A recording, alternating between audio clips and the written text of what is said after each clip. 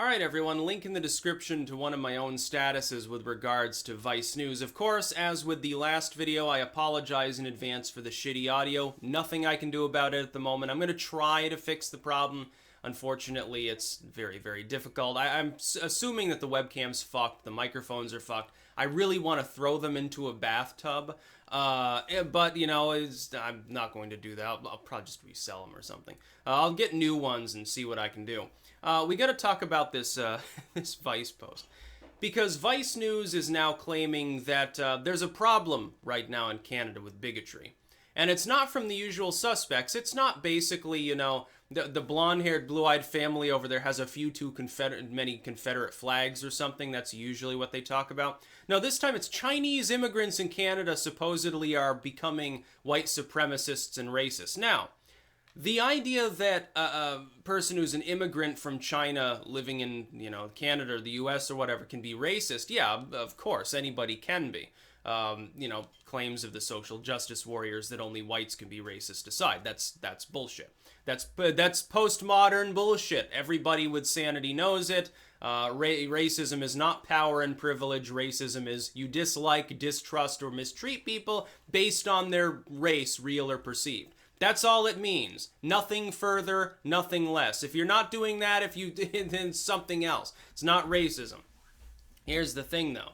The idea that a Chinese immigrant can become a white supremacist is very, very strange to me. I don't think that they would be welcome to join, like, you know, the American Nazi Party or something. That claim simply doesn't hold up to scrutiny. It doesn't make any real sense. That's like, yeah, here I am, Sticks Hex, I'm going to go join the black nationalist movement down the street. I don't think it works that way. I don't think you'd be welcomed.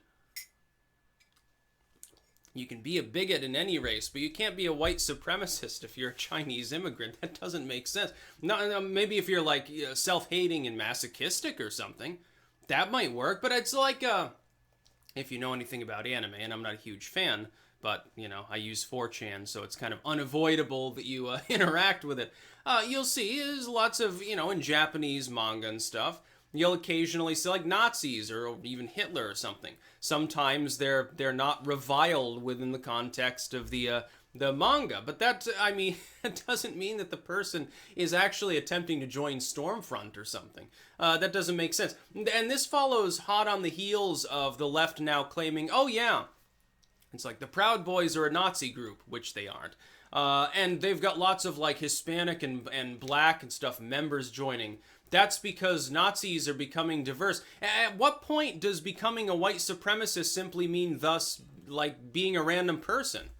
Like, anybody could, I guess, be one. You don't have to be white anymore. You don't have to be white, male, straight, or anything else. You could just, they accept anybody. They're very tolerant for Nazis. Very tolerant Nazis. And they stand against censorship. They don't like war. They don't want to invade people. They oppose global imperialism. This is the strangest period I think that the world has ever seen. I think the internet has begun to fry people's minds a little bit. I think we need to take a little bit of a breather, take a step back, and just say, okay, you know, everything's going to be okay. Maybe we shouldn't panic constantly. Do these stories actually fundamentally make sense? No, they don't make sense. It doesn't make sense that any group could, with a straight face, suggest that people are joining up with white supremacist movements while being not white and not even native to that country that they're coming to. They're from Asia. They are Asian. I don't think that it works that way. I could be totally wrong. Maybe there's a secret Gestapo squad, I guess, in Canada of people of Chinese extraction who LARP as SS members or something. Okay, maybe, are we talking about, like, just costume play? Are we talking about just people are like, yeah, I read this manga, it was really cool, and it had, like, Nazis. I want to dress up like this, and they get, like, the helmet and the, you know, whatever. Is that what we're talking about? Because I can understand the left doesn't like fun or satire. So if for comedic effect or for, like, historical LARPing or something, if you do that sort of thing, they'll assume that you're taking it very seriously. Because they take everything seriously. There's no such thing as satire at this point within any liberal movement at the moment. At the moment, they're humorless. That's basically the way evangelical Christians were under George W. So it's giving me deja vu, only now it has a D after his name instead of an R, at least here in the United States. I don't know what the Canadian equivalent would be. It was very, very funny. People told me, oh, in Canada, red would be like the symbol of the left, and blue is the symbol of sort of like the Conservative Party. Here it's the opposite. Blue is the Democrats. That's because the parties fundamentally had a turnover, decades ago. And it used to be, yes, indeed, that was the way that it was. A little bit different. Of course, the Southern Democrats, they were the party of segregation, slavery. So they were the party of gun control, literally born out of Crookshank. So yeah, Vice, I thank Vice for telling me. If I go to Canada, I have to be on the lookout for Chinese people that are dressed as Nazis. That's really what the left thinks. But this is just part of that same moral panic. It's like the Data Society report or anything else. I don't even call it a report. Just call it hit piece. It's not really a report. It's not scientifically made at all. It's not sourced. It's not peer-reviewed. It's not coming from an actual authority. It's just some fucking opportunistic NGO or craptivist group or whatever you want to call it. That's basically all it is. And that's what they want us to believe. They want panic.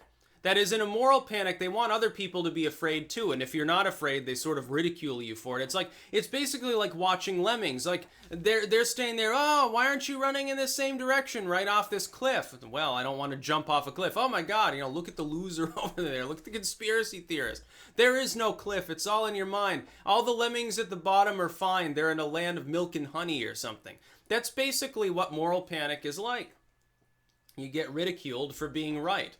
Then, of course, years later, people go look back, and after you've been abused and maligned and ridiculed for a decade or so, then people say, oh, what a visionary. It's like, it doesn't take any vision. You just have to have studied fucking history. All you have to do is be interested enough in history to have learned from it so you don't repeat the same mistakes. In fact, if you know what happened in the past, because time tends to repeat itself in astonishing ways, you can literally kind of control the future. At the very least, you can certainly model your actions on what worked for people back in the past. What do you think I'm doing? Why do you think I'm not going to shut up? I'm not going to temper my message, and I'm not going to stop swearing and being edgy. Because it's a terrible idea to do that. Look, short term, it'll get everyone off your back. You'll be fine. More people will accept you. Just dress normally. Just shave your hair and stop, having any out there opinions. Long term, it makes you look like a total fucking sellout. You'll be called a dweeb, among other things. Be really funny. It's going to be really funny to see what happens to some of these pundits over the next 5 to 10. A lot of them will be out of work pretty soon. They'll be penniless. And it'll be funny because they'll deserve it. They're trying to malign other people out of their work. They'll be the ones that end up suffering long term. It'll be fucking hilarious to watch. Some of them will pretend at the 11th hour, watch what'll happen. Here's the tell for when the moral panic truly is ending, when it's going to wind down really fast. Look for the corporate media, the pundits, some of these groups, to suddenly, very quickly, switch and start attacking censorship. They'll start attacking censorship. They'll use terms like witch hunt. They'll accept all this. There's a prediction right now that the corporate press at some point will capitulate and accept Trump. That would be basically the same thing. It would crush the pro-censorship crowd because they tend to be on the left. Now, some of them, they've just been propagandized to. It's not like they mean harm. They think they're doing what's right. We've got to understand that you can't combat an enemy if you don't know its form. Our enemy is predominantly populated by people who are delusional, not people who are evil. They're delusional because they watch too much cable, they sat on their couch like a couch potato and watched CNN and Fox, and they got lied to. Or they go to CNN.com, or they go to MSNBC, or they listen to the Young Turks, and they just don't understand reality for what it really is. That's the whole thing. When you apply that ethos, the concept of Vice and its race claims here, it's like, come on. At what point are you just going to shut up to stop embarrassing yourselves? That's about all. Peace out.